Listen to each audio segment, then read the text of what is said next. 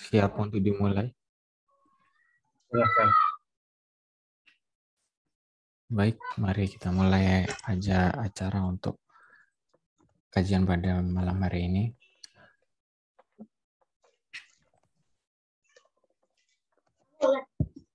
Bismillahirrahmanirrahim. Assalamualaikum warahmatullahi wabarakatuh.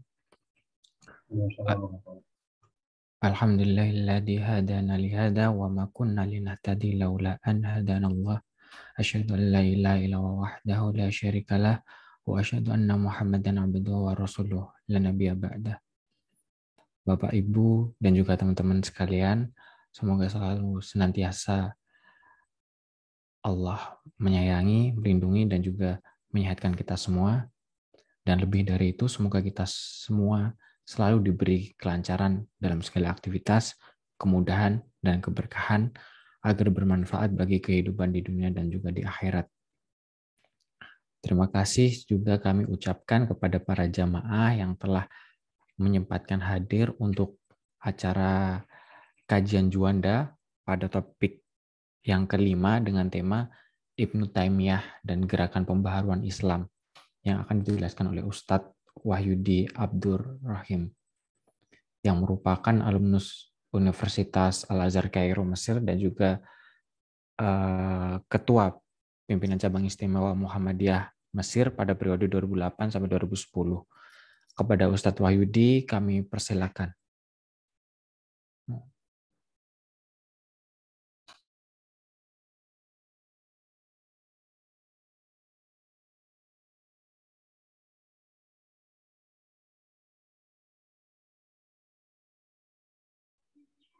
Assalamualaikum warahmatullahi wabarakatuh.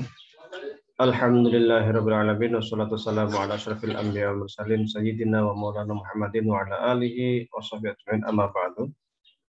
Jamaah sekalian yang kami hormati, puji syukur kehadirat Allah Subhanahu wa taala. Pada kesempatan kali ini kita masih dapat bersama, masih dapat bertemu, mudah-mudahan mendapatkan berkah dari Allah Subhanahu wa taala. Salam dan salam semoga tetap tercurahkan kepada junjungan kita Nabi Agung Muhammad sallallahu alaihi wasallam. Jamaah sekalian yang kami hormati, pada pertemuan kali ini kita akan sedikit mengupas tentang Ibnu Taimiyah. Ibnu Taimiyah ini sesungguhnya adalah sosok yang sangat luar biasa, sangat ensiklopedis, menguasai banyak ilmu pengetahuan. Sehingga untuk mengupas Ibnu Taimiyah ini sesungguhnya bukan perkara mudah, berat sesungguhnya. Berbeda ketika kita mengkaji misalnya Imam Abu Hasan Al-Asy'ari. Beliau ini memang juga sama-sama ensiklopedis, tetapi Imam Abu Hasan Al-Asy'ari ini lebih terkenal sebagai seorang teolog, sehingga buku-buku yang ditulis oleh Abu Hasan Al-Asy'ari yang sampai kepada kita kebanyakan adalah buku yang terkait dengan teolog ilmu kalam. Sementara Ibnu Taimiyah ini luar biasa.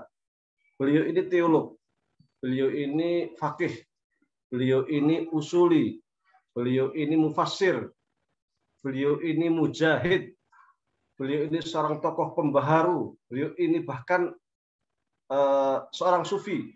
Jadi mungkin jarang orang yang tahu kalau Ibnu Taimiyah itu adalah seorang sufi, tetapi beliau sungguhnya adalah seorang sufi yang sangat luar biasa. Bahkan beliau mengarang beberapa kitab terkait dengan tasawuf. Ini Ibnu Taimiyah. Ibnu Taimiyah itu karyanya sangat banyak. Yang paling terkenal yang di hadapan kita itu ya biasanya Majmu' Fatawa yang sampai 37 jilid, 36 jilid ya kan. Tetapi masih ada karya-karya lain yang sangat luar biasa, semisal Ta'arudul Aqli wan Naqli yang sampai 11 jilid, kemudian Al-Iqtidatul Mustaqim dan sebagainya. Saya sendiri sini membawa banyak sekali buku Ibnu Taimiyah. Saya lihat teman sebagian besar buku Ibnu Taimiyah sudah saya kirim ke Indonesia, tapi masih ada beberapa yang saya pegang. Ini Majmu'atul Rasail wal Masail ini filsafat ini. Filsafat ilmu kalam. Ini 2 jilid ini. Ini Ibnu Taimiyah. Terus ini ada juga Al-Istiqomah. Ini juga terkait dengan macam-macam, tapi banyak juga membahas tentang tauhid, tentang ilmu kalam. Termasuk juga kritikan-kritikan beliau tentang sufi. Kemudian ini ada juga tawasul. Ini yang sering menjadi menggegerkan dunia sufi terkait dengan tawasul, apakah boleh tidak tawasul dengan ahli kubur, tawasul dengan dengan orang yang sudah meninggal dan lain sebagainya. Ada lagi, ini ada Iqtidah Shiratal Mustaqim. Ini juga karya Ibnu Taimiyah. Ini bahasnya juga macam-macam juga. Dari ilmu kalam, dari dari filsafat, bahkan ini fi hukmil a'yan wal makan wal zaman, ruang waktu itu masuk bahasan apa ya? Fisika kali ya. Nah, ini ada buku namanya Futuhul Ghaib. Futuhul Ghaib ini merupakan syarah, aslinya itu karya Al-Arif Ar-Rabbani Abdul Qadir Ar-Jailani. Karya Abdul Qadir Ar-Jailani. Tapi yang mensyarah, ini kitab ini jarang nih, yang mensyarah Taqiyuddin Ahmad Ibnu Taimiyah. Loh, katanya Ibnu Taimiyah itu anti sufi, tapi sini kok mensyarah kitab sufi. Ya, coba nanti kita bedah ya. Ibnu Taimiyah. Kemudian ada buku lain yang juga sangat terkenal, ini namanya Ar-Raddu Al-Mantiqiyin, kritik terhadap ilmu mantik. Ini juga karya Ibnu Taimiyah. Meskipun demikian, banyak juga orang-orang yang mengkantor atau mengkaji tentang Ibnu Taimiyah. Risalah. Ini buku terkait dengan karya siapa ini? Mustafa Muhammad Hilmi. Ini mengkaji tentang filsafat Ibnu Taimiyah. Judulnya apa? Manhaju Ulama'il Hadis wa Sunnah fi Usuluddin, ilmu kalam. Tetapi yang dikaji pemikiran Ibnu Taimiyah. Ini kritik terhadap kitab tawasulnya Ibnu Taimiyah. Karena Ibnu Taimiyah katanya kan mengkritik tawasul. Nah, ini kritikannya Ibnu Taimiyah. Jadi Ibnu Taimiyah nulis tentang tawasul, dikritik lagi. Kemudian ini ada buku juga pemikiran as-salaf wa salafiyah baina tanzih wa tasbih. Ini buku tebal, ini juga mengkritik pemikiran Ibnu Taimiyah.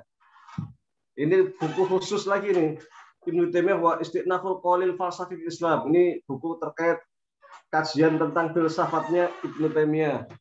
Kemudian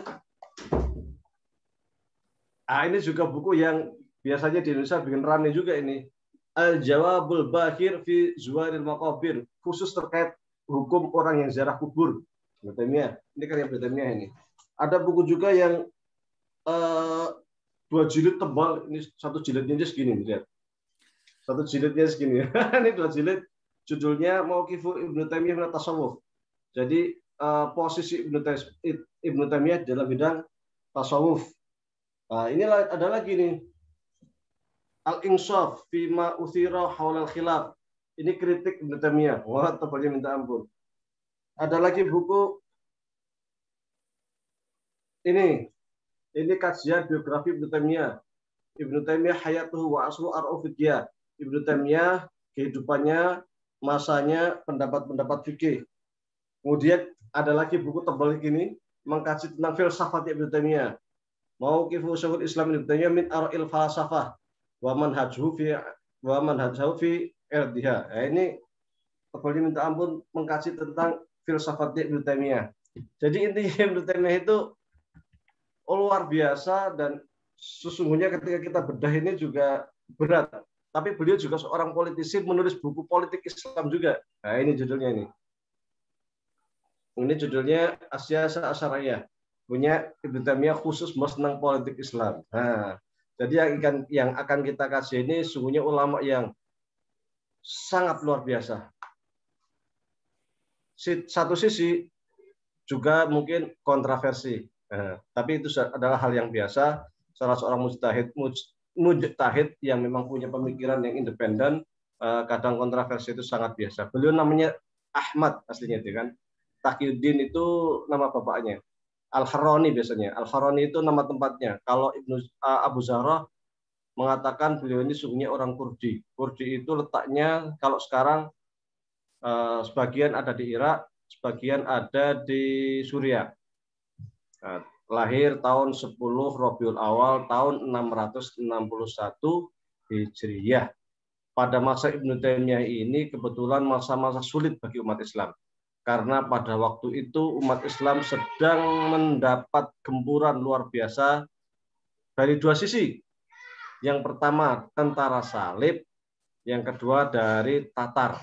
Sementara Tatar itu sudah menghancur luluh lantakan Baghdad, kemudian merangsak ingin bergerak ke Syam. Waktu itu dunia Islam sudah terpecah-pecah, istilahnya itu sudah duailat, sudah negara-negara kecil-kecil ya kayak sekarang lah. Ada Mesir, ada Zaire, ada Indonesia, ya kan kecil-kecil loh. Kalau zaman Abbasiyah kan besar. Zaman Bani Umayyah seluruh dunia Islam itu hanya satu khalifah saja, Khalifah Bani Umayyah.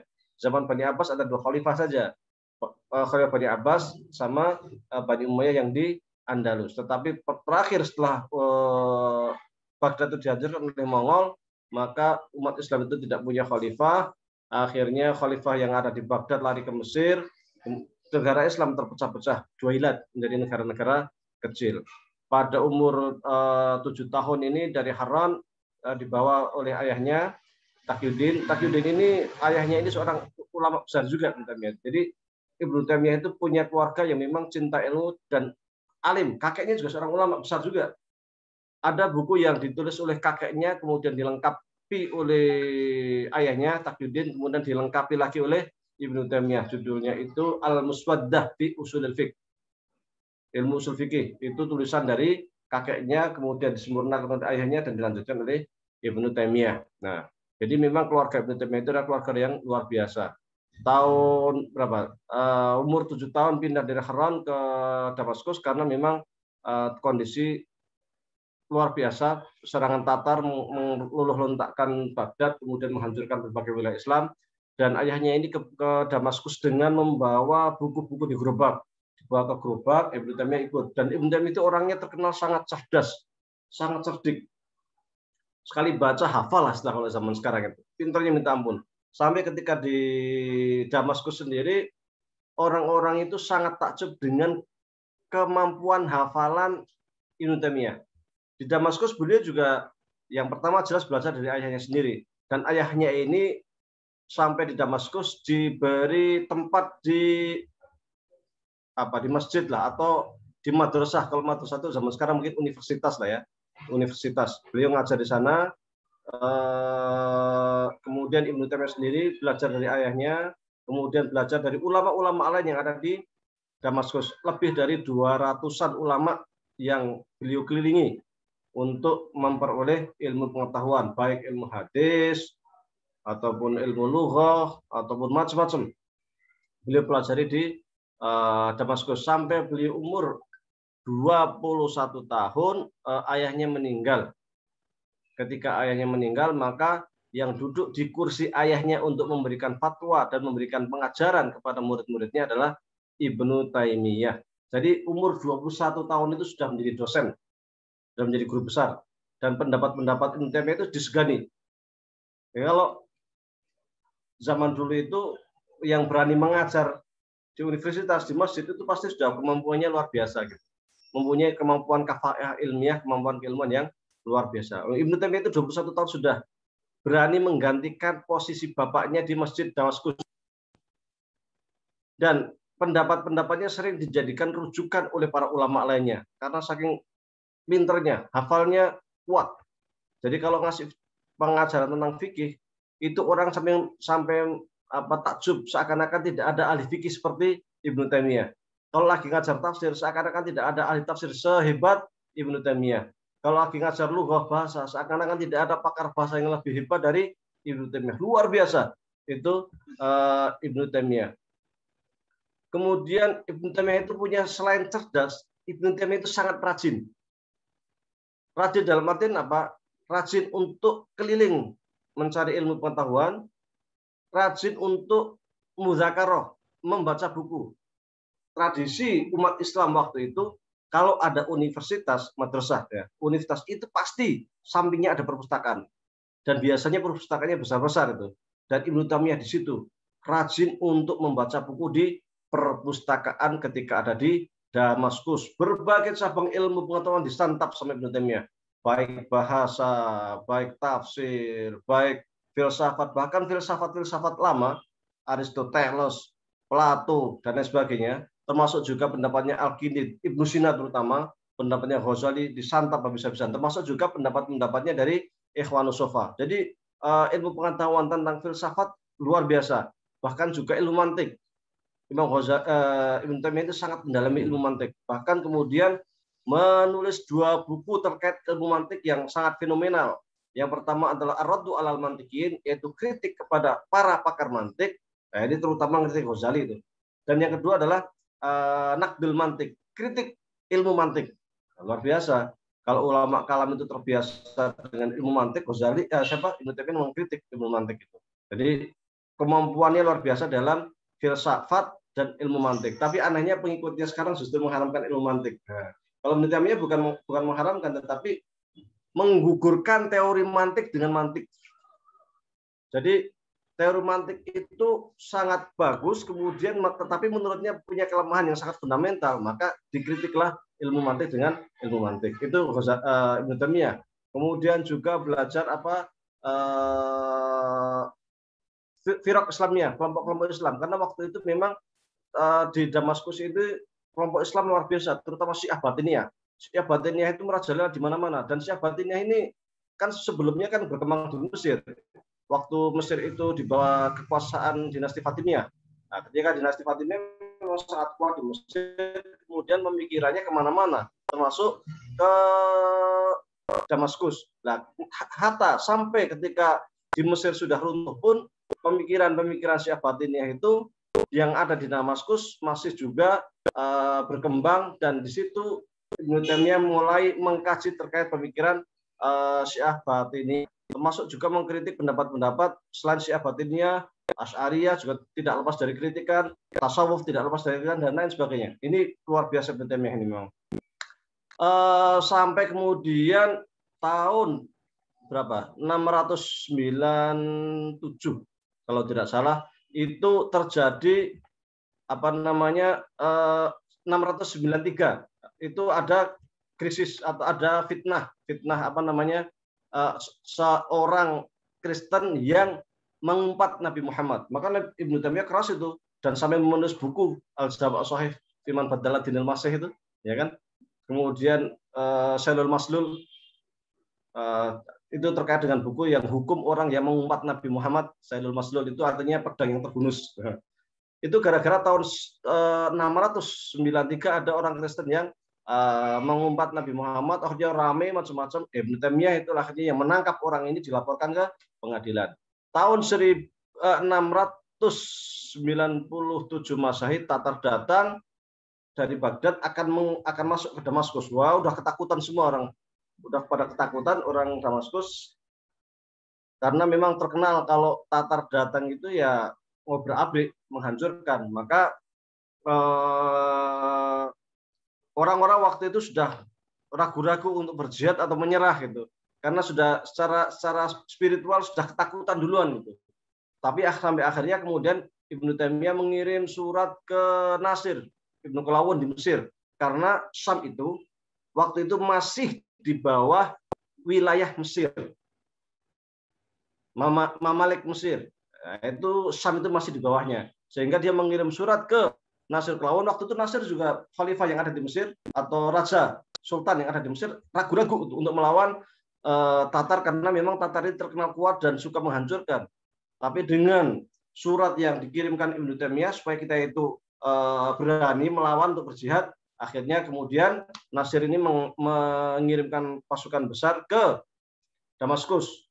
Sebelum pengiriman pasukan ini, sesungguhnya Ibnu Taimiyah sudah beberapa kali berdialog dengan Kozan, kalau nggak salah itu nama waktu itu, yang sedang menguasai, yang Tatar yang sedang menguasai di Timur Tengah waktu itu, namanya Kozan. Kozan ini sudah masuk Islam, tapi ya Islam KTP atau apalah setelah itu, tapi masih kejam, masih luar biasa lah istilahnya kan. Berdialog supaya Kozan ini, si Tatar ini tidak masuk ke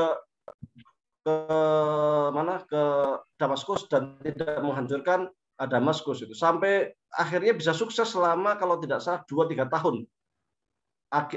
Berkat keberanian negosiasi Ibnu Taimiyah. Jadi Ibnu Taimiyah itu bukan hanya seorang ulama, tapi negosiator ulung juga gitu. Berani mewakili umara ataupun para gubernur yang ada di Syam untuk datang sendiri langsung menemui Kozan yang ada di luar Syam supaya mereka tidak menyerang Syam. Dan memang Ibnu Taimiyah itu orangnya haibahnya itu tinggi. Jadi kalau ngomong apa itu wibawanya luar biasa. Kozan itu ketika Ibnu Taimiyah datang itu merasa apa ya, kedel melihat Ibnu Taimiyah, sehingga Ibnu Taimiyah itu dihormati. Padahal biasanya yang namanya Tatar itu kalau udah ada musuh tuh kejamnya minta ampun. Tapi Ibnu Taimiyah datang dihormati gitu. Sampai kemudian Ibnu Taimiyah minta agar tidak menyerang, ya udah tunduk sampai akhirnya tidak mau menyerang ke Syam selama kalau tidak salah sekitar 2 atau 3 tahun. Tapi kemudian tahun 600 berapa? 99 atau berapa? Itu Tatar akan menyerang, sehingga Ibnu Taimiyah mengirim surat ke Mesir, ke gubernur ke apa namanya sultan yang ada di Mesir untuk mengirimkan pasukan, dan dikirimkan pasukan. Kemudian Ibnu Taimiyah bersama dengan orang-orang yang ada di Syam, karena menurut Ibnu Taimiyah jihad ini sudah wajib, bukan hanya militer. Semua rakyat Syam, semua kaum muslimin harus ikut jihad berperang. Maka Ibnu Taimiyah pun ikut berperang, ikut maju ke medan perang. Waktu itu umurnya kisaran 40-an tahun lah, jadi masih ya lumayan muda lah. Ikut berperang melawan Tatar, dan waktu itu dimenangkan oleh umat Islam. Ini jasa Ibnu Taimiyah. Jasa Ibnu Taimiyah karena beliau itu ketika umat Islam dalam kondisi lemah secara maknawiyah, secara spiritual lemah, takut, dan banyak ingin pada berhijrah, ingin pada pergi dari Syam karena takut dengan kedatangan Tatar. Tetapi Ibnu Taimiyah yang menahan mereka, jangan pergi, tetap di Syam, kita lawan pasukan Tatar, kita bisa. Nah, kan seperti itu. Dikumandangkan semangat jihadnya, dan beliau ternyata bukan hanya seorang ulama yang pandai menulis, bukan hanya seorang ulama yang pandai berdebat, ya kan? Tetapi ketika kondisi umat Islam seperti itu, diserang musuh, ya dilawan. Jihad ya jihad, seperti itu. Itulah hebatnya Ibnu Taimiyah. Maka di Syam ini Ibnu Taimiyah sangat dicintai oleh rakyat dan dicintai oleh pemerintah yang ada di Syam waktu itu. Meskipun kadang fatwa-fatwa Ibnu Taimiyah ini kadang agak kontroversi, tetapi karena semua tahu haibahnya, ilmunya luar biasa. Kalau ngasih pendapat itu selalu Quran Sunnah dan pendapat para ulama. Ulama mazhab itu hafal di luar kepala istilahnya. Ketika ada persoalan kasih Quran Sunnah, kasih pendapat para ulama mazhab, sangat luar biasa. Dan secara fikih memang Ibnu Taimiyah itu hambali secara fikih. Sampai akhir hayatnya pun meskipun banyak istihad yang independen, tetapi seringkali tidak lepas dari pendapatnya Imam Ahmad bin Hambal, karena memang beliau itu termasuk pengikut Hambali, dan ketika membandingkan pendapat-pendapat Imam Hambali dengan ulama lain, beliau mengatakan pendapatnya Imam Ibnu Hambal ini paling dekat dengan Al-Quran dan Sunnah, karena selalu mengaitkan hukum-hukum dengan Al-Quran dan Sunnah Rasulullah SAW. Memang Ibnu Hambal ini juga terkenal dengan ahlul hadis. Imam Ahmad ini ahlul hadis. Maka fikihnya Imam Ahmad itu modelnya ya model fikih ahlul hadis. Kalau Imam Syafi'i kan menggabungkan antara ahlul hadis dengan ahlul ra'yi, tengah-tengah. Kalau Ibnu Hambal lebih kepada ahlul hadis, dan Ibnu Taimiyah secara fikih Hambali, maka sangat menyanjung, memberikan pujian terhadap Imam Ahmad bin Hambal. Sampai pada akhirnya ada beberapa pendapat terkait dengan ketuhanan, terutama tauhid, yang beliau juga sering menyerang kalangan Asy'ari dan sebagainya. Akhirnya beliau diundang oleh Nasir Ibnu Qalawun yang ada di Mesir atas permintaan para ulama di Mesir untuk mengundang Ibnu Taimiyah ke Mesir untuk dites, diuji. Apakah dia melenceng dari akidah atau tidak.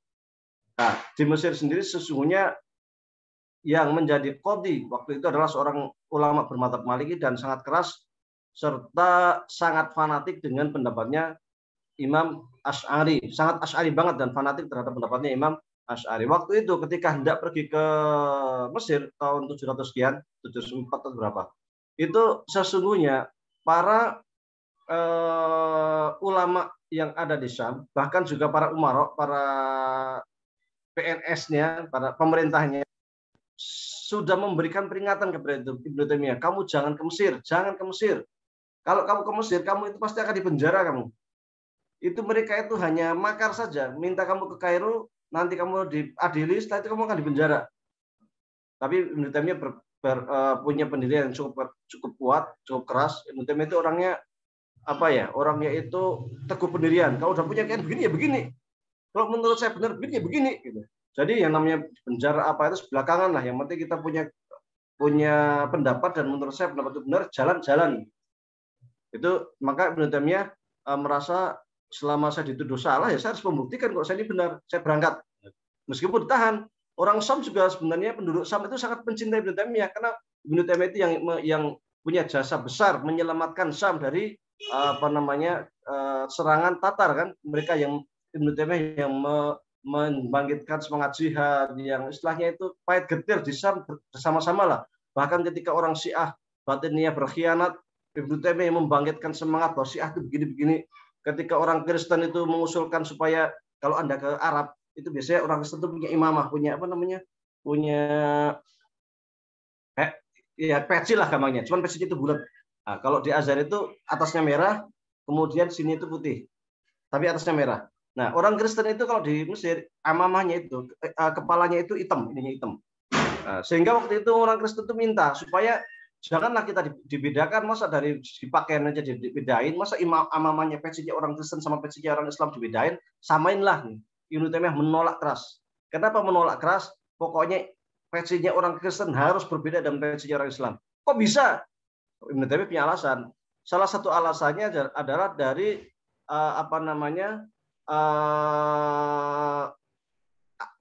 waktu perang salib itu beberapa orang-orang Kristen itu berkhianat gitu. Ibnu Taimiyah nggak mau kecolongan. Ini kalau nggak dibedain, nanti kita nggak bisa membedakan mana orang Kristen sama orang Muslim, mana kiai Kristen atau mana rohib, mana kiai Kristen, apa kiai Kristen namanya, pendeta, nggak bisa bedain nanti. Pokoknya bedakan, tetap bersikukuh bedakan. Jadi kalau di Mesir hitam, aninya namanya topi topinya orang Kristen. Kalau orang Islam itu Azhar, sini putih, atasnya merah. Memang dibedakan, sampai sekarang sudah dibedakan. Nah, dulu mereka pernah minta disamakan, maka Ibnu Taimiyah termasuk yang menolak karena punya pengalaman buruk. Pengalaman buruknya diantaranya adalah bahwa orang Kristen ini pernah berkhianat waktu perang salib. Kemudian mereka juga pernah mengumpat Nabi Muhammad. Pokoknya harus hati-hati. Kalau imamnya beda kan bisa dicek, itu bisa diawasi. Diawasi apakah, karena memang kondisinya masih genting waktu itu. Tatar masih ada, tentara salib masih ada, jadi kita harus waspada. Ibnu Taimiyah juga seperti kita harus tetap waspada. Nah, maka ketika beliau ingin ke Mesir itu rakyatnya yang tahu perjuangan Ibnu Taimiyah yang luar biasa, yang selalu bersama rakyat, yang selalu memberikan semangat ke rakyat, yang memberikan keamanan ke rakyat. Bahkan waktu perang melawan Tatar itu Nasir bin Qalawun Mesir itu ketika berjihad, dia itu minta Ibnu Taimiyah selalu berada di sampingnya. Kenapa? Karena Ibnu Taimiyah itu menjadi sumber dia untuk memberikan semangat jihad luar biasa. Menjadi lebih tenang gitu. Kalau Ibnu Taimiyah di sampingnya itu jadi lebih tenang gitu. Maka Ibnu Taimiyah waktu berjihad melawan Tatar itu di sampingnya Nasir Qalawun. Nah, seperti itu kan. Nah, tetapi karena Nasir Qalawun di Mesir itu diminta oleh para ulama untuk memanggil Ibnu Taimiyah, ya udah dia kirim surat ke Ibnu Taimiyah untuk dipanggil ke Mesir. Pas dipanggil ke Mesir, Ibnu Taimiyah akhirnya bismillah, dia berangkat ke Mesir. Ada perpisahan lah dengan masyarakat yang di Suriah. Banyak orang yang mengiringi dia kepergiannya, tangis haru karena ditinggal salah seorang ulama yang luar biasa, yang menurut mereka itu seorang yang mujahid, seorang ulama besar, yang cinta rakyat, cinta penguasa, semua mencintai Ibnu Taimiyah di Syam itu. Tapi akhirnya bismillah ke Mesir. Sampai Mesir, istirahat sejenak, kemudian langsung ke pengadilan, langsung ditanya, apa pendapatmu tentang masalah persoalan agama, persoalan tauhid, istiwa dan sebagainya. Langsung kita bertanya, siapa kodinya, siapa hakimnya? Kata Qadhi Malikinya, ya saya hakimnya. Langsung menjawab, nggak mau jawab. Loh, kok bisa kamu sebagai kodinya, sebagai hakim? Kalau hakim itu mestinya orang yang muhayyid, orang yang objektif, yang tidak masuk di dalam perseteruan. Sementara Anda itu sekarang sedang berseteru dengan saya, pendapat Anda berbeda dengan saya, gimana kamu menjadi hakim? Nggak bisa, nggak menerima Ibnu Taimiyah. Karena Ibnu Taimiyah nggak menerima, nggak mau jawab. Marah ini Qadhi Malik ini. Qadhi Malik ini orangnya keras, dan kalau ada lawan pendapat yang berbeda dengan Qadhi Malik ini sering dijebloskan ke dalam penjara. Disitulah akhirnya Ibnu Taimiyah dimasukkan ke dalam penjara di Mesir. Di Syam ketika mendengar Ibnu Taimiyah masuk penjara pada bersedih, menangis. Kalau di Mesir sendiri memang Ibnu Taimiyah waktu itu belum begitu dikenal di Mesir. Cuma dikenal seorang ilmunya luar biasa, tapi di masyarakat nggak banyak yang kenal gitu di kalangan masyarakat umum. Adapun ulama banyak yang tidak suka dengan Ibnu Taimiyah sehingga pemikiran-pemikiran yang ada di Mesir ya umumnya menjelek-jelekkan Ibnu Taimiyah waktu itu ya kan. Sampai akhirnya itu Ibnu Taimiyah di penjara, tetapi beberapa kali sebenarnya Nasir Kelawun itu pemimpin Mesir waktu itu ya iba juga dengan Ibnu Taimiyah itu. Iba kenapa harus di penjara itu. Tapi seorang presiden kan harus, ini hebatnya Islam. Seorang presiden kan tidak boleh intervensi persoalan pengadilan. Ya pengadilan kayak gitu bagaimana lagi gitu. Ya si Sultan Kelawun itu juga Nasir Kelawun juga nggak bisa berbuat apa-apa ini sebagai seorang pemimpin. Karena ya keputusan pengadilan seperti itu bagaimana lagi gitu kan. Tapi meskipun demikian dia tetap berusaha bagaimana, tapi akhirnya Ibnu Taimiyah dengan beberapa syarat boleh dikeluarkan. Di penjara sempat di penjara beberapa lama. Di Mesir dibolehkan untuk menyebarkan ide-idenya, memberikan pengajaran halakoh. Beliau itu ngajar di sekolah atau universitas dekat Husain, tapi bukan di Al-Azhar, di dekat Husain. Kalau Husain dan Al-Azhar itu sebenarnya dekatan. Kalau kita ke Mesir di Kairo itu ada jalan di Husain itu, jalan sebelah kanan itu Masjid Azhar, sebelah kiri itu jalan itu ada namanya Masjid Husain. Nah, Ibnu Taimiyah itu di sebelah kiri di dekat Husain itu. Dia mengajar di sana, menyebarkan pemikiran-pemikirannya, tetapi punya dua majelis istilahnya itu, punya dua halakoh atau dua sekolahan. Pertama sekolahan untuk orang awam, nah itu biasanya kalau ngisi di situ dia sifatnya itu ya ceramah-ceramah keagamaan yang sederhana lah. Nah, tapi kalau punya majelis khusus itu terkait dengan ceramah-ceramah keagamaan yang lebih mendetail. Ini kita sebenarnya belum masuk ke pemikirannya Ibnu Taimiyah ini, baru ke sejarahnya, tapi waktunya sudah mepet sekali.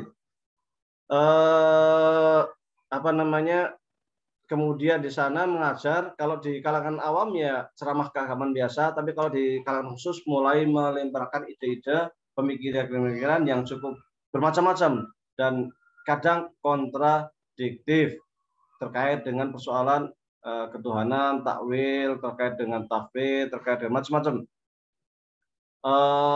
Sampai kemudian beliau punya masalah lagi dengan orang-orang sufi. Karena Ibnu Taimiyah ini juga sering memberikan kritikan terhadap kalangan sufi, sehingga dilaporkan oleh para tokoh sufi, akhirnya dipenjara lagi, bahkan kemudian dibuang ke Iskandaria selama beberapa waktu, sampai kemudian dilepas lagi, balik ke Kairo lagi, ngajar lagi di Kairo. Awalnya sih waktu dari Syam ke Kairo itu bentuknya nggak ingin lama-lama, paling mau ya 6 bulan, 5 bulan gitu kan. Tapi ternyata qadarullah beliau di Mesir sampai kisaran 5-6 tahun. Yang kemudian mendengar isu kalau Tatar akan menyerang lagi ke Syam, maka orang-orang Syam meminta Ibnu Taimiyah pulang ke Syam karena ketakutan orang Syam ini. Tatar mau menyerang lagi, udah tua waktu itu, sudah umurnya udah 60-an, balik ke Syam. Di Syam disambut sangat luar biasa oleh penduduk Syam. Akhirnya penduduk Syam merasa tenang karena tokohnya, pemimpinnya, orang yang selama ini mereka anggap punya wibawa yang bisa memberikan semangat jihad kepada rakyat Syam, pulang ke Syam. Senangnya minta ampun. Akhirnya di Syam diterima dengan sangat baik. Akhirnya alhamdulillah tidak jadi ada serangan dari Tatar. Tapi kemudian ada fatwa Ibnu Taimiyah yang kontroversi yang menyebabkan 4 kodi atau 4, karena biasanya kalau di waktu itu kalau pengadilan itu ada 4 hakim. Jadi 4 hakim itu 1 Hanafi, 1 Maliki, 1 Syafi'i, 1 Hambali kan gitu, 4 hakim. Ada pendapat Ibnu Taimiyah itu yang bertentangan dengan 4 mazhab ini, yaitu terkait dengan talak. Jadi kalau 4 mazhab itu biasanya kalau ketika seorang mengatakan kepada istrinya, kamu talak, satu tempat, satu majelis kok mengatakan 3 talak, itu dianggap 3. Ibnu Taimiyah enggak, kalau satu majelis itu 1 talak, tidak dianggap 3. Padahal pendapat ini itu adalah pendapat dari Syiah Ja'fariyah, pendapat Syiah Ja'fariyah. Karena Syiah Ja'fariyah itu mengatakan kalau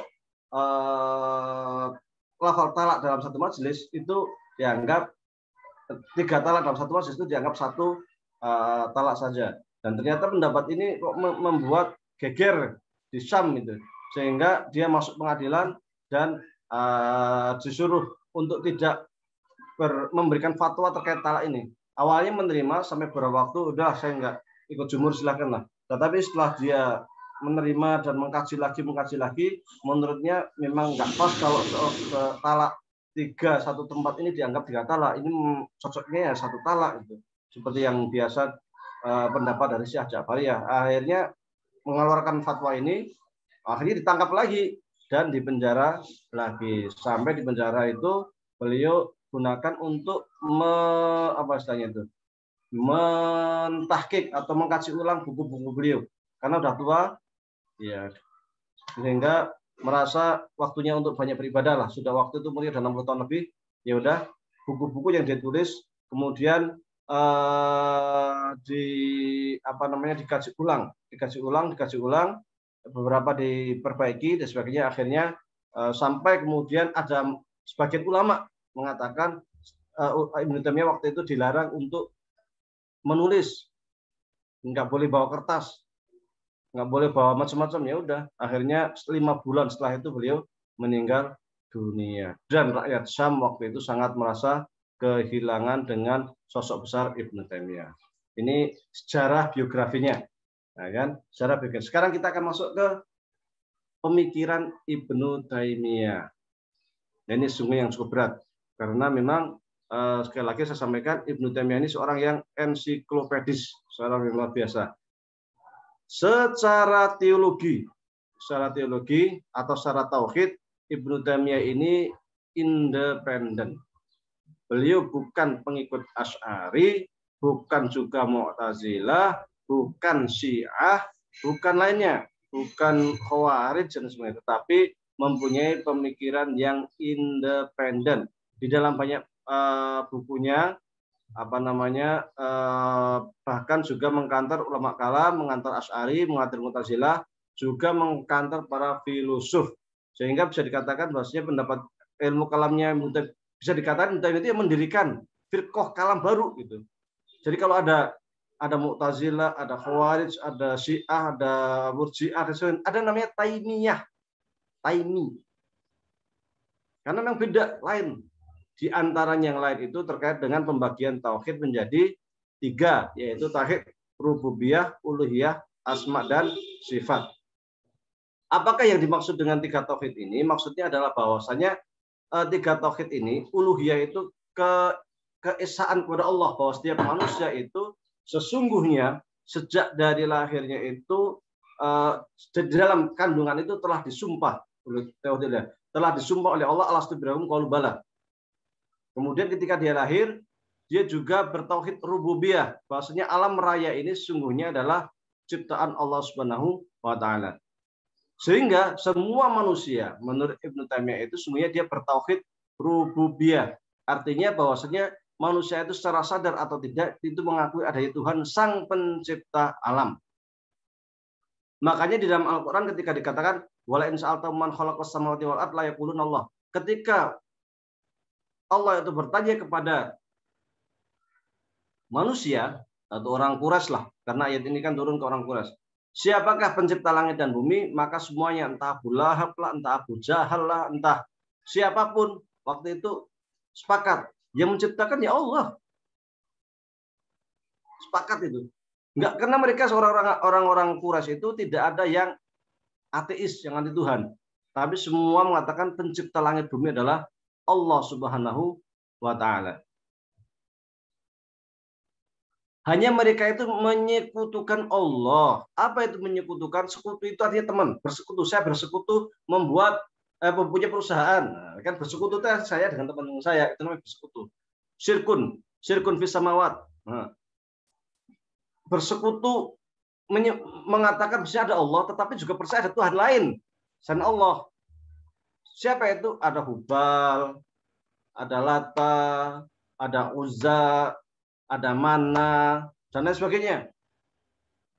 Nah, itu namanya bersekutu. Kemudian orang Quraisy juga mengatakan malaikat itu perempuan, dan lain sebagainya lah. Artinya mereka mengakui Tuhan Allah sebagai pencipta langit dan bumi, tetapi mereka menyekutukan Allah karena menganggap ada Tuhan lain selain Allah. Artinya secara rububiyah itu diakui oleh orang Quraisy pada waktu itu bahwasanya Allah lah Tuhan pencipta alam raya. Tetapi mereka tidak bertauhid uluhiyah, artinya mereka tidak mau menyembah Allah yang murni, Allah yang satu, yang tanpa syirik tadi itu.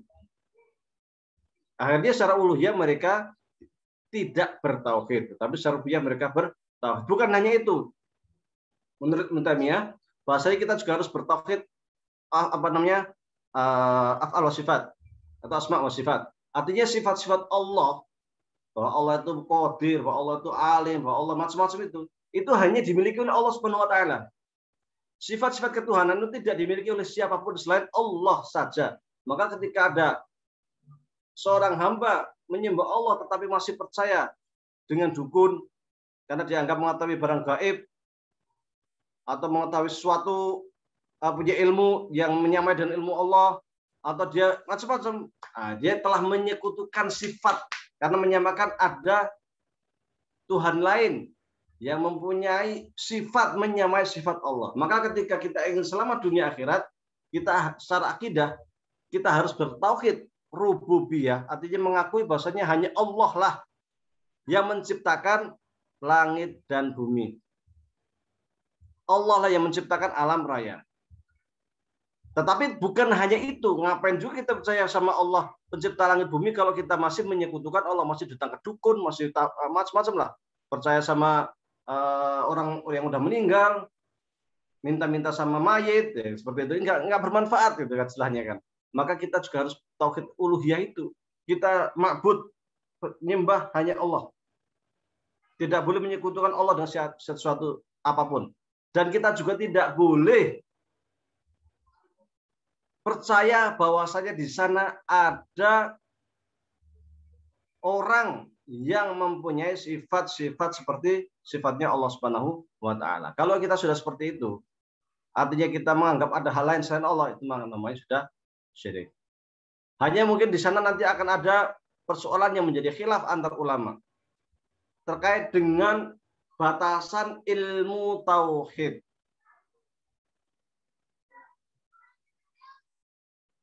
Batasan ilmu tauhid itu kan biasanya kalau di dalam mazhab lain itu kan tauhid nanti kan yang dibicarakan adalah mayat al-bil ghaibiyat, ya kan, sisi ketuhanan. Kemudian malaikat, kenabian dan sebagainya. Kemudian hari ghaibiyat terkait dengan hari kiamat, surga, neraka dan sebagainya. Nah, ada persoalan-persoalan yang ini menjadi khilaf, yaitu terkait seumpama dengan tawasul. Apakah tawasul ini terkait dengan ilmu tauhid ataukah bukan? Kalau para ulama secara umum, tawasul ini memasukkan ke dalam ilmu fikih, sehingga terkait tawasul ini nanti hukumnya adalah oh ini wajib, atau oh ini sunnah, atau oh enggak ini makruh, atau ini haram. Nah, kan itu. Jadi hukumnya itu ya kalau terkait hukum taklifi itu ada 5. Kalau enggak wajib ya haram, atau sunnah, atau makruh, atau mubah, kan gitu. Nah, para ulama itu umumnya memasukkan tawasul itu ya ke dalam hukum taklifi. Namun Ibnu Taimiyah memasukkannya dalam akidah sehingga orang-orang yang suka bertawasul sering dianggap pelaku musyrik, apalagi mereka yang suka bertawasul dengan orang yang telah meninggal. Kecuali tawasul yang dibolehkan hanya 3, yaitu tawasul dengan orang hidup, ini muttafaq alaih, semua sepakat bahwa tawasul dengan orang yang masih hidup itu boleh. Kedua, tawasul dengan amal baik, itu semua sepakat, tawasul dan amal baik itu boleh. Yang ketiga, bertawasul dengan asmaul husna. Semua sepakat itu boleh. Tawasul itu mengambil perantara. Jadi ketika berdoa, ya Allah, saya itu biasa suka ngasih anak yatim, suka ngasih membantu anak yatim. Ya Allah, dengan amal baik saya, tolong luluskan ujian saya. Nah, seumpama ini namanya tawasul. Jadi karena dia sering membantu orang yatim, dia pas ujian Eptanas pengen lulus, dia bawa tuh amal baik dia itu boleh. Atau dengan asmaul husna, ya Rahman ya Rahim, ya Alim ya Kudus, ya Salam ya Mu'min, ya Muhaimin ya Aziz ya Jabbar ya Mutakabir ya Allah. Dibaca itu tentang Asmaul Husna dengan sifatmu yang maha besar, dengan Engkau yang maha alim, dengan macam-macam, tolonglah saya, luluskan ujian saya. Nah, ini kan tawasul, ini boleh ini, sepakat para ulama. Atau dengan orang hidup, datang ke Pak Kiai, Pak Kiai tolong doain saya dong, besok saya ujian. Nah, boleh. Atau ke temannya, karena temannya dianggap soleh, tolong doain saya spesial ujian, itu boleh. Tetapi bagaimana dengan yang datang ke kuburan, dengan ke orang-orang soleh, apalagi sampai ngusap-ngusap, pecinya diusap-usap, sampai apa, sampai macam-macam lah. Nah, ini para ulama umumnya memasukkan ini ke dalam perkara fikih, sehingga mereka yang melakukan ini hukumnya ya bisa haram, bisa sunnah, bisa mubah, macam-macam, gitu kan, bisa makruh. Nah, tetapi Ibnu Taimiyah tidak, ini masuk ke dalam tauhid. Kalau tauhid berarti musyrik, bid'ah, ya kan, kafir. Nah, ini bedanya di situ. Jadi di dalam termasuk juga terkait ighosah. Ighosah itu minta bantuan. Nah, kalau di Muhammadiyah nggak ada ya biasanya ighosah tabarukan, istilahnya minta berkah kiai, minta berkah ke, mending kalau kiai masih inilah, minta berkah ke makam-makam atau minta berkah ke benda-benda mati, ke Mekah kemudian atau ke Madinah di museum Nabi, ternyata di sana ada rambut Nabi ditabarukin. Ya Allah, ini saya ada rambut Nabi tabarukan, boleh enggak? Nah, ini sebenarnya itu di kalangan ulama fikih, jumhur ulama selain Ibnu Taimiyah ya, ini masuk ke perkara fikih. Dan dalam Quran juga sebenarnya banyak perkara tabarukan, istighosah itu banyak dibahas itu. Nah, tapi memasukkan ini ke dalam perkara fikih. Kalau Ibnu Taimiyah masukkan ke dalam perkara tauhid, sehingga tabarukan, istighosah, tawasulan ini kafir atau enggak, musyrik atau enggak. Nah, ini yang akhirnya sering bid'ah atau enggak, itu kan akhirnya sering menimbulkan berbagai macam persoalan di masyarakat. Kemudian terkait dengan bahasan mantik. Tadi terkaitnya mantik itu Ibnu Taimiyah berpendapat bahwasanya sesungguhnya mantik yang biasa digunakan oleh ulama-ulama kalam itu lemah. Karena itu olah-olah kata saja. Contoh tentang definisi. Kalau ingin membuat definisi di mantik itu kan yang dibutuhkan adalah jenis dan fasal. Artinya jenis paham ya. Fasal itu apa ya? Fasal itu ya.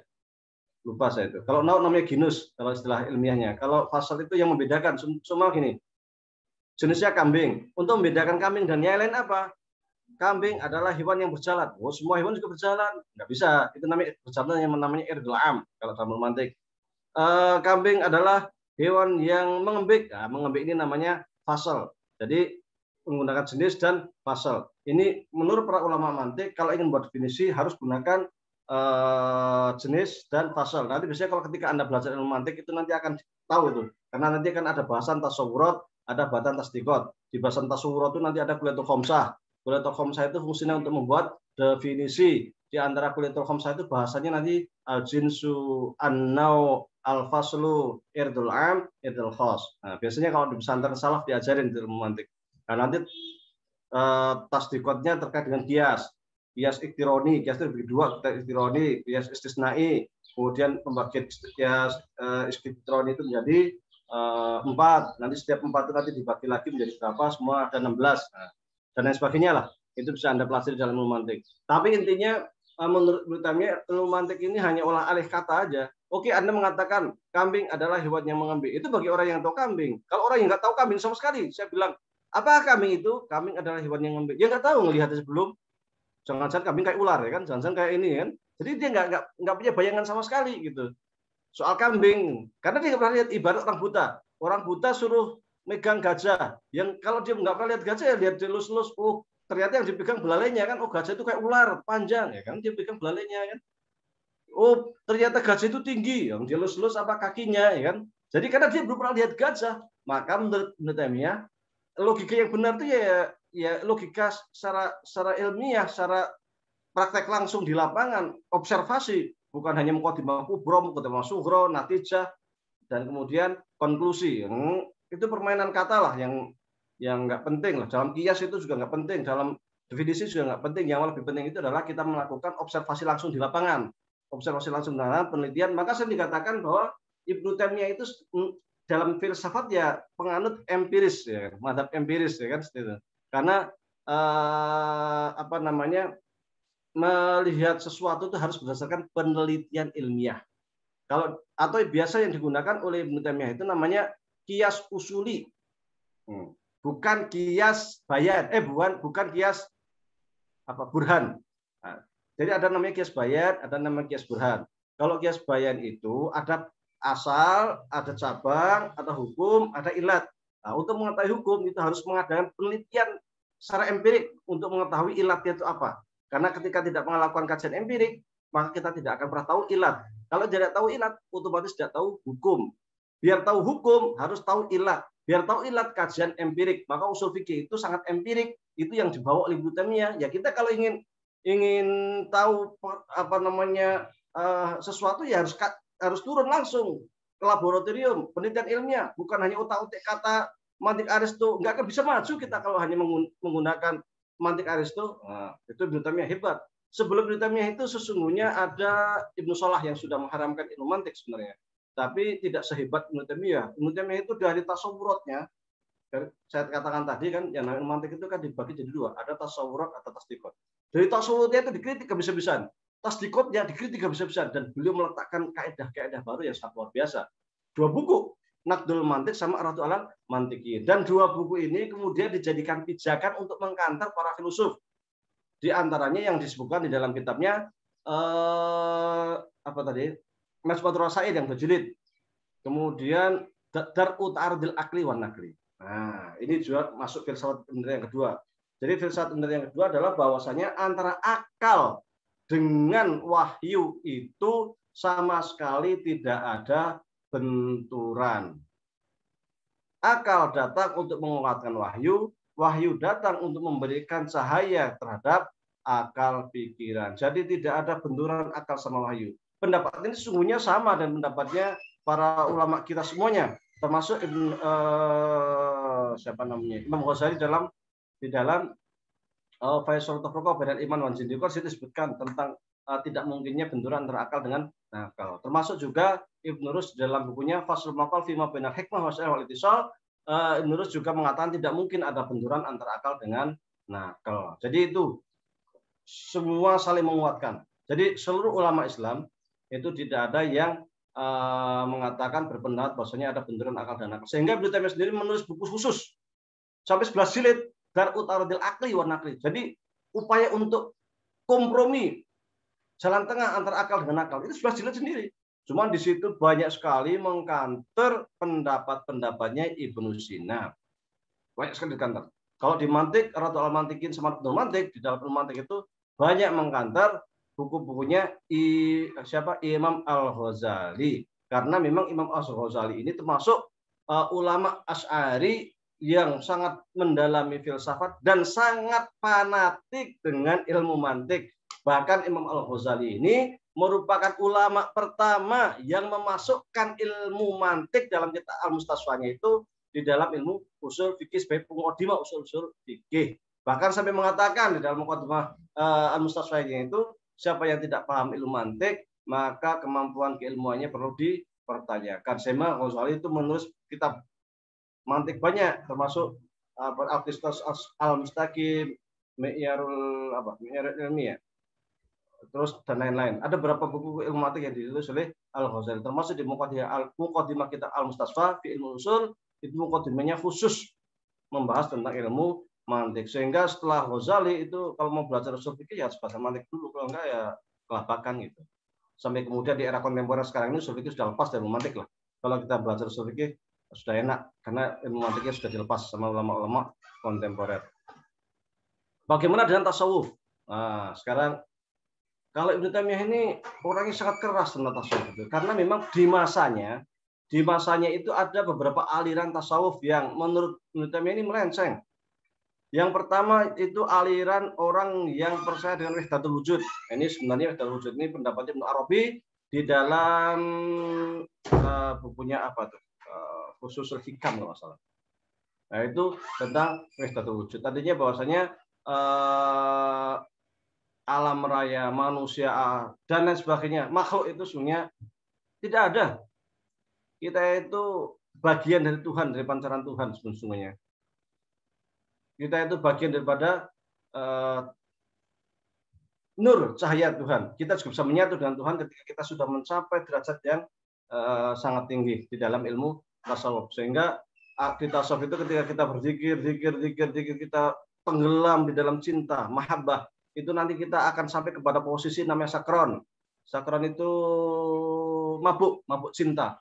Ketika orang mabuk kan nggak sadar dia, sampai bilang saya Tuhan. Nah, kayak Al-Halaj ya. Al-Halaj itu termasuk manunggaling kawula Gusti itu.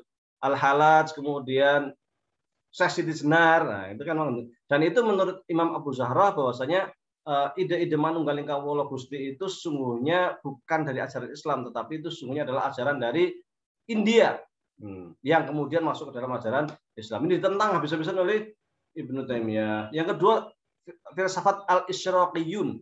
Ini juga atau tasawuf Isyraqi yang manusia pancaran Tuhan. Sehingga di sini termasuk mengkritik Ghazali dalam ya karena Ghazali itu mengarang kitab apa?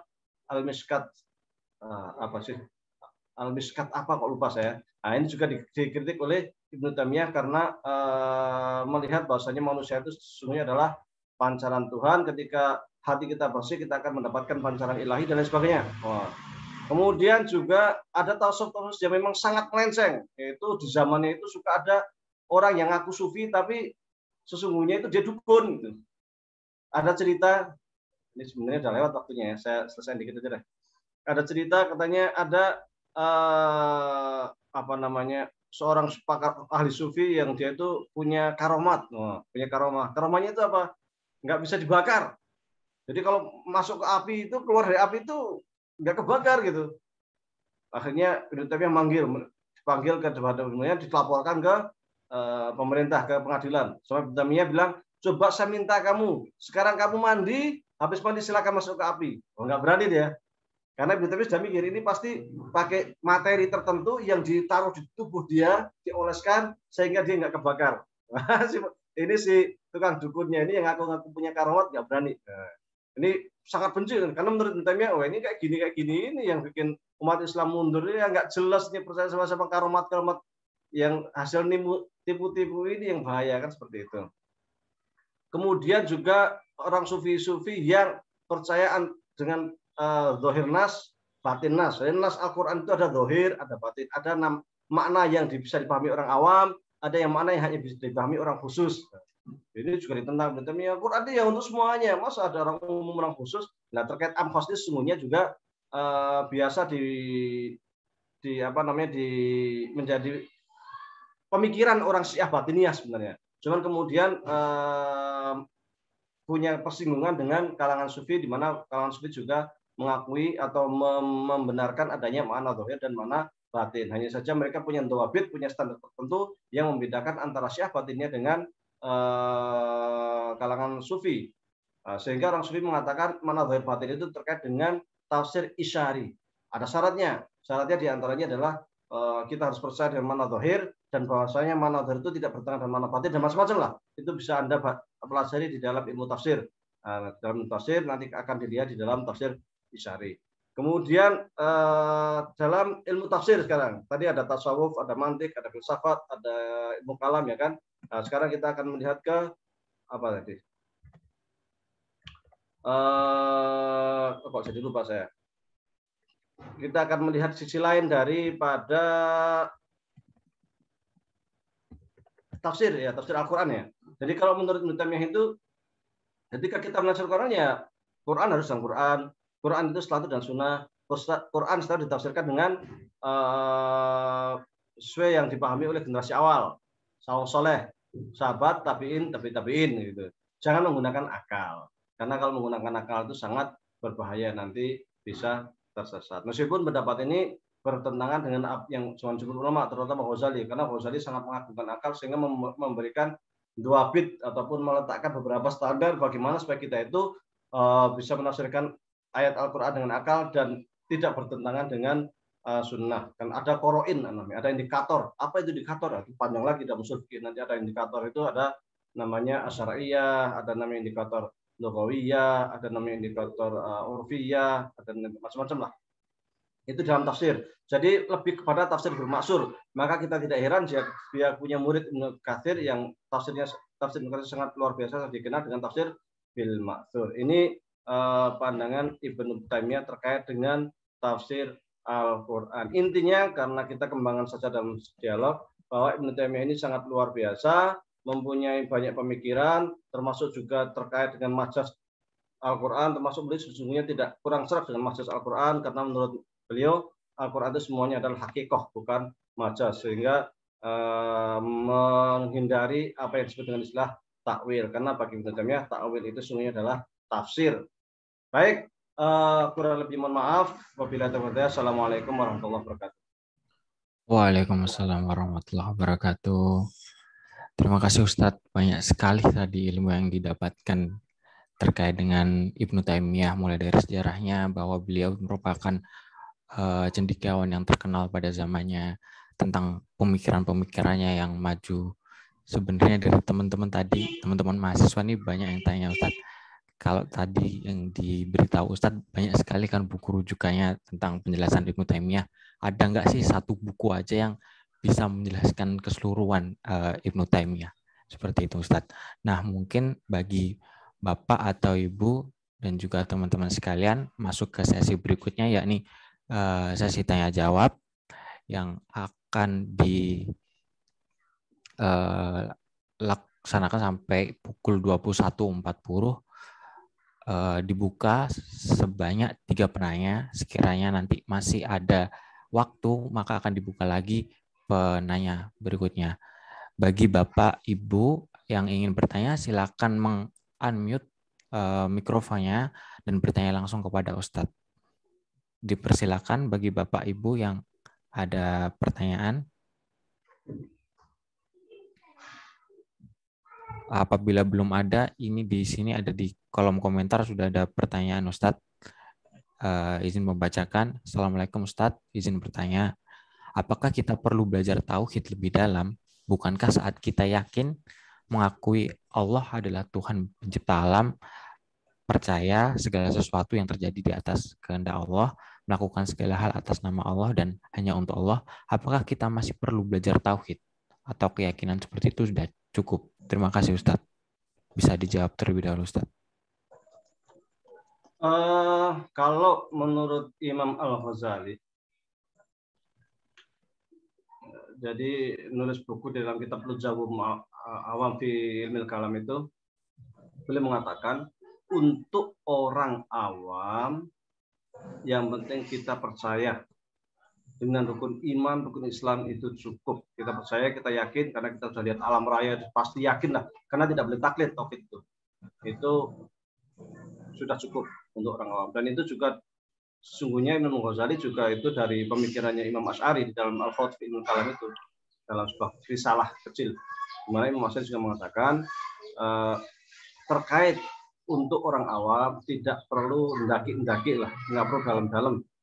Yang kedua, untuk para spesialis ilmu, orang yang belajar filsafat, orang yang belajar studi, baru mereka ini menurut Al-Ghazali dan menurut Imam Asy'ari disunahkan atau istihbab, dianjurkan untuk belajar ilmu usuluddin atau ilmu kalam atau ilmu tauhid secara mendetail.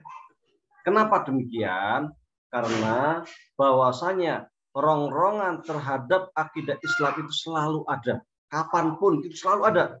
Kalau pada waktu itu diserang oleh orang Kristen, orang Yahudi, orang Majusi, orang Manawi, istilahnya ya. Orang Manawi itu keyakinan yang ada di Irak. Kalau Majusi itu di Iran. Sekarang pun sebenarnya sama. Kita itu juga berhadapan dengan tokoh-tokoh liberal, kita berhadapan dengan orang-orang ateis, kita berhadapan dengan filsafat-filsafat barat modern yang pragmatisme, kemudian semacam liberalisme dan sebagainya lah. Nah, yang bisa menghadapi mereka itu yang mereka yang punya takhusus terhadap ilmu kalam. Terutama sekarang itu terkait dengan hermeneutika itu yang luar biasa menggempur umat Islam, sehingga Quran itu ditafsirkan seenaknya, semaunya. Hukum Islam menjadi semuanya benar, tafsiran semuanya benar. Hal-hal yang sifat qat'iyat yang semestinya itu enggak boleh berubah, itu menjadi mutaghayirat semua. Bahkan muncul usulan-usulan untuk dekonstruksi terhadap ayat-ayat yang sifatnya qat'iyat yang sebenarnya tidak berubah.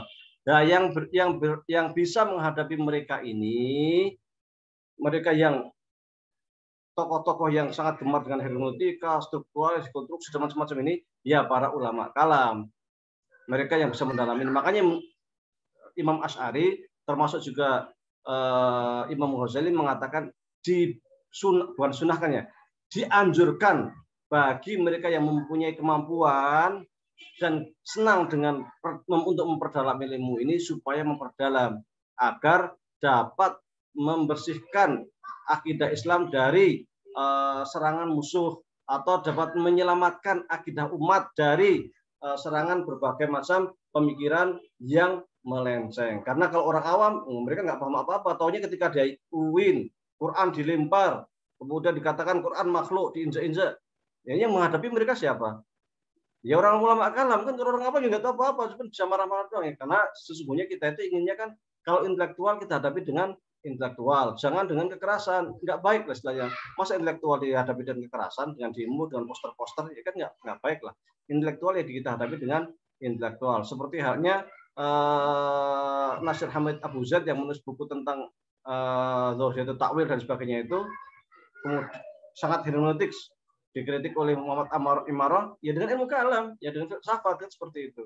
Jadi disunahkan, dicintai, dianjurkan bagi mereka yang memang punya kemampuan untuk memperdalam secara mendetail supaya kita itu bisa menyelamatkan umat Islam dari berbagai macam serangan pemikiran-pemikiran yang melenceng. Wallahu a'lam. Terima kasih Ustadz atas penjelasannya. Penanya selanjutnya kepada Bapak Abdul Wahab, dipersilakan. Nah, cuma tadi menggarisbawahi pendapatnya siapa?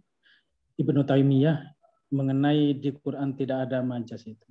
Itu kalau seandainya berpendapat begitu, maka terpaksa harus tidak konsisten. Karena di Quran itu secara zahir ada ayat yang secara zahir itu bertentangan. Kalau tidak dimaknai majas itu akan antara satu dengan lain itu bisa seolah-olah bertentangan. Kalau dimaknai majas itu klop. Itu tidak bertentangan. Itu sangat berbahaya kalau katanya tidak ada, sehingga akan ke arah menganggap orang lain itu keliru. Seperti Ar-Rahman 'alal 'arsy istawa.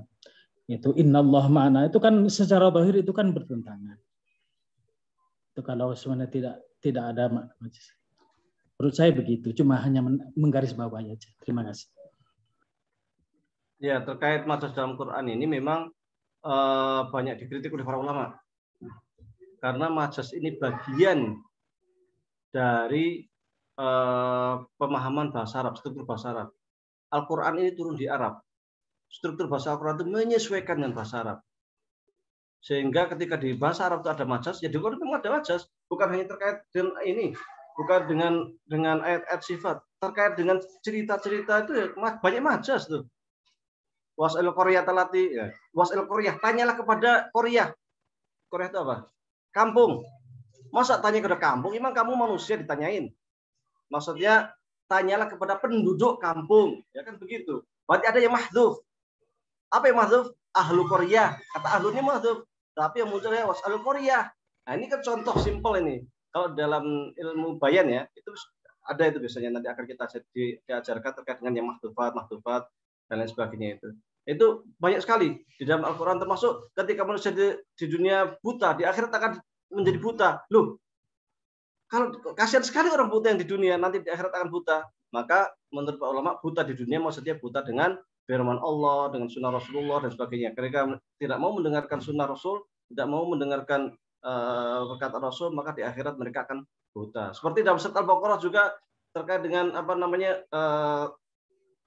sumum buku itu yang kemudian tangannya ditutupkan, banyak sekali lah. Itu maksudnya itu ya saking tidak maunya orang kafir Quraisy untuk mendengarkan Al-Quran itu sampai dikiaskan menutup telinga. Nah, kan gitu. Semuanya tutupin gitu. Atau dzuk fa innaka antal azizul karim ya. Dzuk, orang azab kok suruh rasakanlah. Dzuk itu kan mestinya ketika Al-Quran mengatakan dzuk, rasakanlah. Ya rasakan sesuatu yang enak-enak. Ini sesuatu yang tidak enak kok dirasakan. Nah, ini kan banyak sekali lah, apalagi kemudian di belakang itu terkait dengan ke'annahu usyayatin. Kalau di neraka itu nanti ada makanannya orang ahli neraka itu karena ru'usayatin, kayak kepala setan. Ini siapa di dunia yang udah ngelihat setan? Setan itu kayak apa ya kan? Tapi di otak kita itu setan itu pasti mengerikan. Kepala setan itu pasti ngeri, ya kan itu. Sehingga dimisalkan dalam Al-Qur'an kanur usayatin, bahwasanya makanannya ahli neraka itu seperti kepala setan dan lain sebagainya. Memang terkait hal ini menjadi perdebatan luar biasa, menjadi kritikan luar biasa dari pendapatnya Ibnu Taimiyah karena menolak adanya majas di dalam Al-Qur'an dan juga menolak adanya takwil di dalam Al-Qur'an, karena bagi Ibnu Taimiyah takwil itu maksudnya adalah tafsir saja. Padahal ketika kita belajar ilmu balaghah ataupun ilmu kalam itu sesungguhnya memang ada beberapa perkembangan makna takwil. Kalau di generasi awal itu memang benar kata Ibnu Taimiyah takwil sama tafsir itu sama. Tetapi kemudian perkembangan ilmu pengetahuan itu memisahkan antara takwil dengan tafsir itu sesuai dengan spesiali ilmu. Kalau di dalam balaghah dan ushul fikih dipisah. Kenapa? Karena memang ada untuk mempermudah di dalam memahami Al-Qur'an, sehingga nanti takwil itu dianggap sebagai saful lafzi an al-haqiqi ila makna al-masjid li qarnatin tadullu alaihi. Bahwasanya yang namanya takwil itu adalah memalingkan lafaz yang asli kepada makna lain. Syaratnya harus ada qarinah, ada indikator. Dan indikator itu harus mendukung terhadap makna tadi. Seperti kalau di dalam bahasa Arab itu ada istilahnya itu ro'aitu asatan fil harb, saya melihat singa di dalam pertempuran, maksudnya bukan singa tetapi seorang yang sangat pemberani. Ya, ini kan qarinah akliyah namanya, indikator akal. Karena nanti ada indikator akal, ada indikator syariat, ada indikator tradisi, ada indikator bahasa, minimal ada 4. Dan itu juga disebutkan oleh Imam Ghazali di dalam bukunya Faisal Tafriqah, juga disebutkan juga oleh Ibnu Rus di dalam bukunya Faslul Maqal fi ma bainal wal hikmah wal ittisal. Faslul Maqal fi ma bainasy syariah wal hikmah minal ittisal. Nah, ini juga disebutkan di sana tentang syarat-syarat takwil. Nah, jadi memang dalam tanda kutip menyalahi pendapat mayoritas para ulama terkait dengan tidak adanya majas dan tidak adanya takwil di dalam Al-Qur'an, sehingga menjadi serangan banyak sekali para ulama terhadap pendapatnya Ibnu Taimiyah ini. Wallahu a'lam. Terima kasih Ustadz atas penjelasannya. Pertanyaan selanjutnya mungkin dari Bapak Rilmi ini bisa bertanya langsung, atau Bapak Haddad Husin Lubis bisa bertanya langsung kepada Ustadz Wahyudi. Baiklah, kalau begitu saya bacakan saja. Yang pertama, Ustadz, apakah pembaruan Ibnu Taimiyah agar umat Islam merujuk langsung pada Al-Quran dan Sunnah ini yang diterjemahkan gerakan Salafiyah dengan menuntut generasi awal Islam? Lalu, bagaimana halnya untuk menyikapi permasalahan terkini yang tidak terjadi atau belum ada di masa generasi awal Islam? Seperti itu, Ustaz. Ternyata. Sisi pembaharuan Ibnu Taimiyah itu diantaranya adalah bahwa dia menyadarkan umat Islam pada waktu itu untuk bangkit. Nah, ini salah satunya. Yang kedua, dia memang punya jargon kembali ke Quran Sunnah.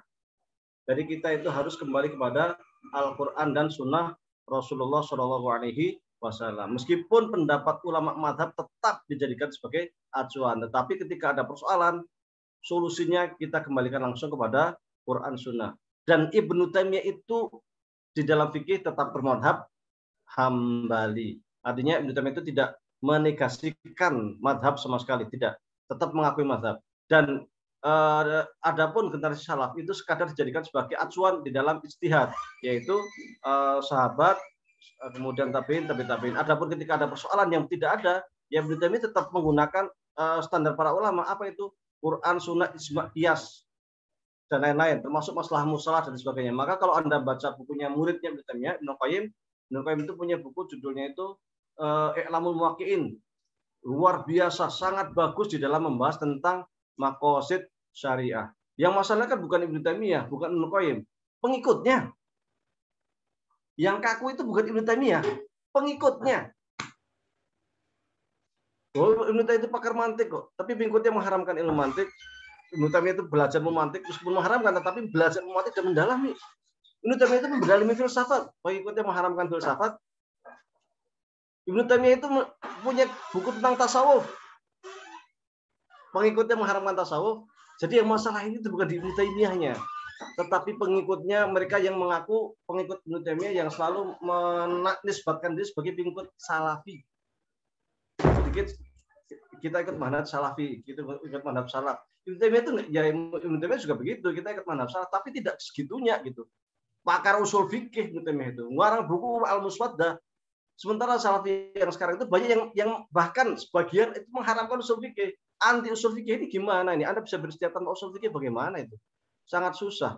Tidak paham terhadap ilmu balaghah dan sebagainya itu gimana? Ibnu Taimiyah meskipun dia itu anti majas dan takwil, tetapi penguasaan terhadap bahasa Al-Qur'an juga sangat luar biasa. Beliau menulis tafsir azim itu ya 4 jilid itu berapa itu juga luar biasa gitu.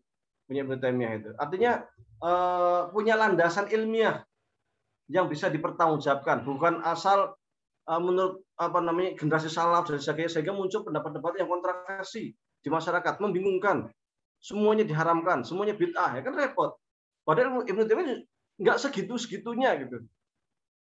Makanya kalau mereka itu benar mengikuti Imam Ibnu Taimiyah, jangan yang dipelajari itu dipotong-potong, yang sesuai dengan pendapatnya diambil, yang nggak sesuai dibuang. Makanya saya heran di karangan salafi itu Naqdul Mantiq sama Ardul Mantiqin, katakanlah ilmu mantik itu jarang diajarkan, itu jarang dipelajari. Kemudian Dar'ut Ardil Akli wa Naqli jarang diajarkan juga. Yang dikutip itu di Majmu' Fatawa itu pun yang sesuai, atau kitab Al-Istiqomah itu pun yang sesuai. Potong-potong ini masalah jadinya. Sehingga ketika kita memahami Ibnu Taimiyah itu nggak komprehensif, tetapi anhawa. Maka harus dibedakan antara Taimiyah dengan Wahabiyah. Yang ada saat ini itu sungguhnya adalah Wahabiyah, pengikut Muhammad bin Abdul Wahab yang memang sangat fanatik, bukan Taimiyah. Karena beda antara pemikiran Ibnu Abdul Wahab dengan Ibnu Taimiyah. Ibnu Taimiyah itu lebih ensiklopedis dan memang tegas, tetapi Muhammad bin Abdul Wahab itu lebih skriptural lah, lebih tekstual banget, lebih literal sekali dan mudah membid'atkan yang lain. Ibnu Taimiyah tidak segitunya. Maka ketika kita baca Ibnu Taimiyah itu sangat luar biasa. Baca buku Ibnu Taimiyah ini di kanan kiri saya buku Ibnu Taimiyah banyak sekali nih. Dan sebagian sudah saya kirim ke Indonesia. Itu luar biasa itu. Jadi jangan dipotong-potong lah mengambil pendapat Ibnu Taimiyah. Ini mengurangi sisi keilmiahan Ibnu Taimiyah jadinya. Kasihan. Wallahu a'lam. Terima kasih Ustaz. Untuk pertanyaan selanjutnya mungkin Bapak Haddad bisa langsung bertanya. Baiklah. Assalamualaikum warahmatullahi wabarakatuh. Pertanyaan saya itu Ustaz, bagaimana posisi Imam Ibnu Taimiyah dalam mengcounter serangan pikiran dan politik dari kaum Batiniyah yang telah merusak dan mengadu domba umat Islam, bahkan Kesultanan Seljuk itu sampai hancur.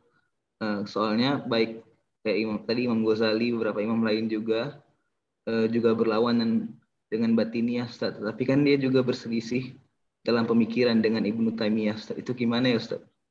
Benar. Gimana, Ustaz? Benar.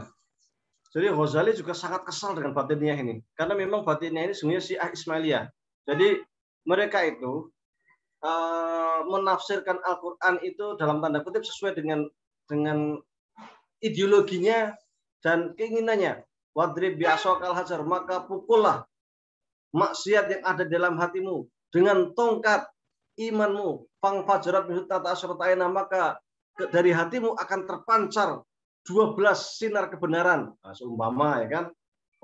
Atau marajal bahraini al-taqiyan itu diartikan sebagai Hasan dan Husain. Ada dua bahar atau dua samudra itu adalah Hasan dan Husain. Di mana antara Hasan dan Husain itu nanti akan memancarkan ilmu macam-macam lah. Ini tafsir batin ini yang menghancurkan ulama.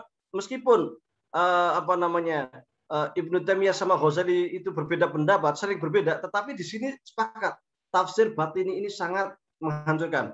Saya sempat waktu di pameran buku itu membaca beberapa karya bukan ulama istilahnya, buku karya para tokoh Syiah Ismailiyah itu mirip Primbon, mirip buku-buku kayak Samsul Ma'arif Kubros, pokoknya khayalan, kemudian mistis, banyak sekali mistisnya. Ini kalau begini ya hancur umat Islam kalau dikuasai oleh orang-orang yang percaya mistis, percaya ini macam-macam, dan akhirnya ajaran Islam itu semua diutak-atik.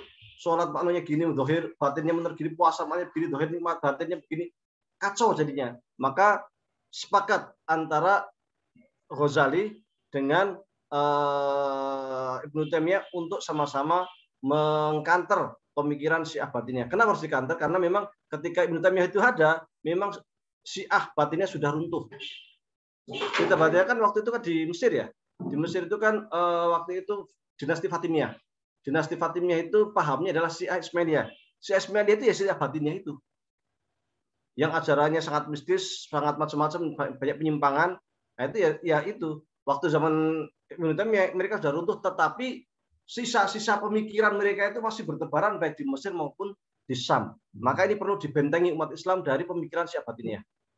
Caranya yaitu banyak menulis buku tentang kantor-kantor terhadap Syiah batinnya untuk membentengi umat dari paham-paham tersebut. Kalau sekarang sampai sekarang mungkin sudah aman lah, bisa dikatakan aman kita dari serangan Syiah batinnya. Tetapi sekarang justru yang muncul yang berkembang adalah Syiah 12 ya. Kemudian juga masih ada sih sebenarnya Syiah Ismailiyah di Iran, di Pakistan.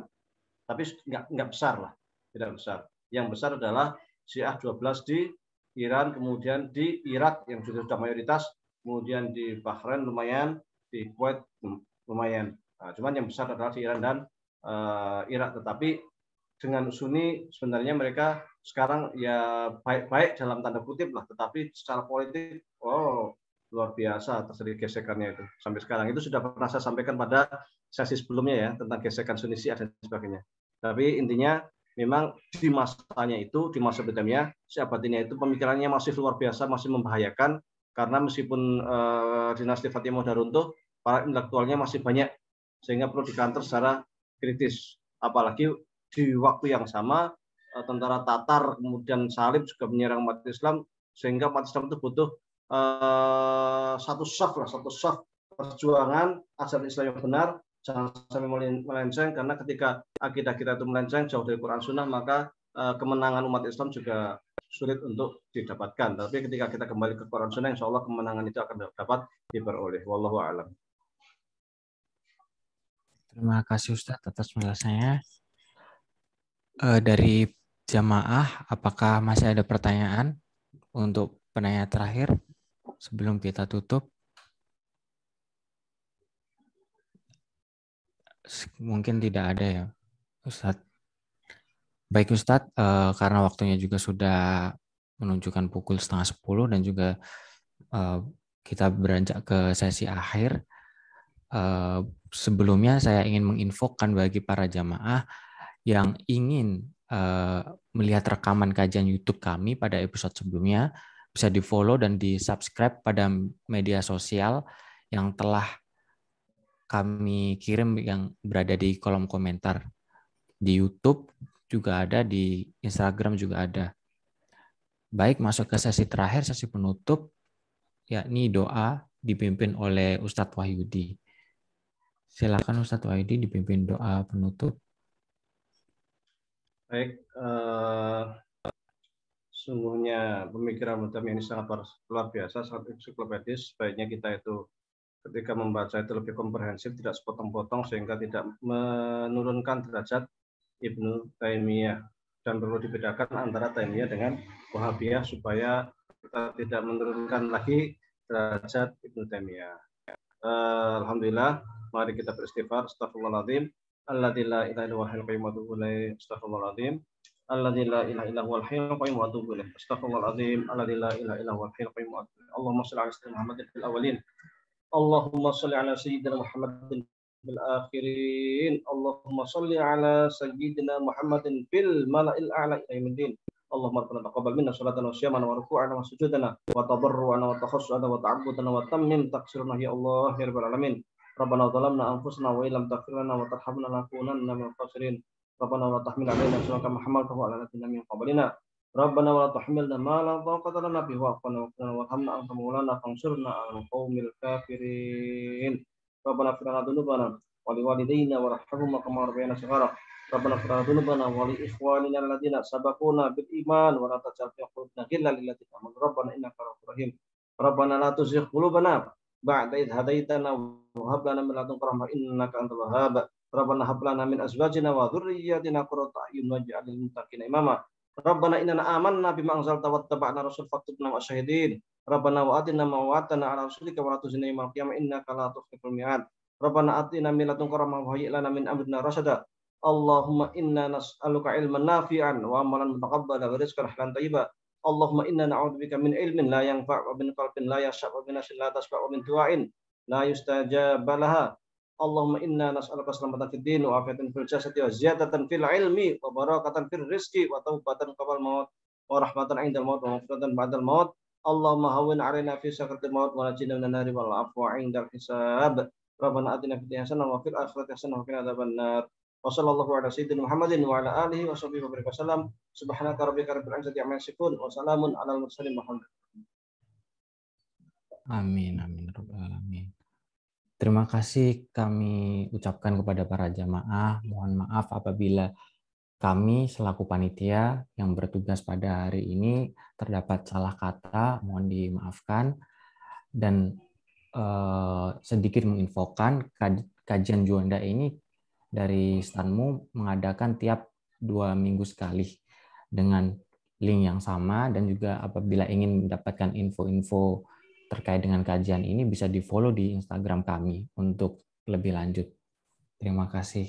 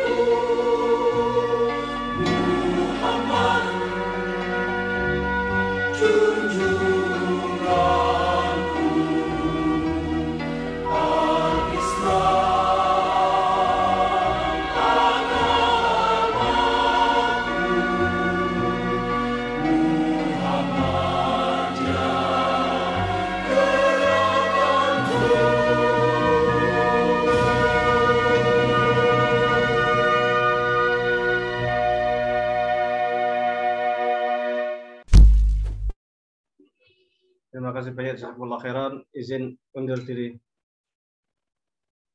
Ya Ustadz, terima kasih banyak Ustadz.